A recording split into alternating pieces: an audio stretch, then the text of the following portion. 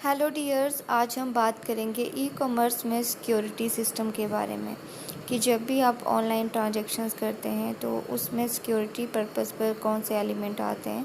तो सबसे पहले बात करते हैं कॉन्फिडेंशियलिटी की। तो इन्फॉर्मेशन पूरी तरह से कॉन्फिडेंशियल होनी चाहिए ताकि अनऑथराइज्ड पर्सन उसको एक्सेस ना कर सके। डाटा आपका इनक्रिप्टेड यानी कि सीक्रेट कोड में कन्वर्ट करके ही आप भेजें तो वो सही रहता है। जो भी डाटा आप इनक्रिप्टेड भेजेंगे वो पब्लिक की के माध्यम से भेजा जाता है, और डाटा दोबारा से अगर आपको प्लेन टेक्स्ट में चाहिए तो वो प्राइवेट की के माध्यम से किया जाता है। इनक्रिप्शन क्या होता है, जहाँ पे इन्फॉर्मेशन को सीक्रेट कोड में कन्वर्ट कर दिया जाता है, इन्फॉर्मेशन को हाइड कर दिया जाता है, उसी को ही इनक्रिप्शन कहते हैं। लेकिन इनक्रिप्टेड डाटा जो है वो सिर्फ टेक्स्ट के नाम से जाना जाता है, अनक्रिप्टेड डाटा आपका प्लेन टेक्स्ट के नाम से जाना जाता है। दोनों पार्टी के बीच कॉन्फिडेंशियल इन्फॉर्मेशन शेयर की जाती है ताकि थर्ड व्यक्ति उसको एक्सेस ना कर सके।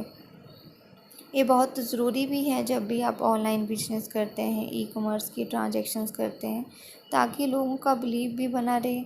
लोग जो है वो बिल्कुल हेजिटेट होके आपके साथ डीलिंग कर सके, buying and selling of goods कर सके। तो that is the main element in e commerce security system.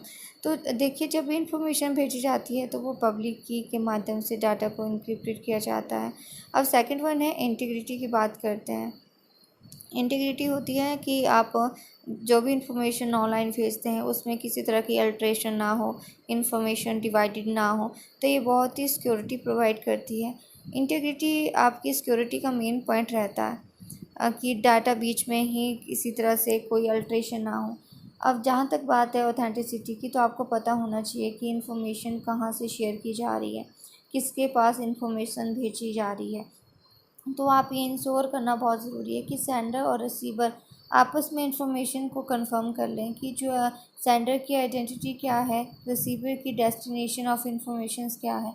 तो वो आइडेंटिटी होना बहुत ज़रूरी है ताकि हमें ये पता लग सके कि जो इंफॉर्मेशंस आ रही है वो किस आईपी एड्रेस से, या उसका जो ओरिजिनल डेस्टिनेशन है वो कौन सा है। तभी उसकी सिक्योरिटी का हमें पता चल सकता है, हमारी इंफॉर्मेशंस भी पूरी तरह से सिक्योर रहेगी। अदर वन, हम नॉन रेपुटेशंस की बात करें तो नॉन रेपुटेशन होता है कि किसी चीज़ का खंडन ना हो। माना फॉर एग्ज़ाम्पल आप इंफॉर्मेशन शेयर्स करते हैं तो कल को आपको चैलेंज करने के लिए बहुत ज़रूरी है ऑथेंटिसिटी, ताकि आप सामने वाले को चैलेंज कर सके कि नहीं, हम आपकी डीलिंग जो है उन लोगों के साथ हुई है। तो ऑनलाइन सक्सेसफुल डीलिंग के लिए या डिस्प्यूट से बचने के लिए आपके पास लीगल चैलेंज बहुत होना बहुत ज़रूरी है।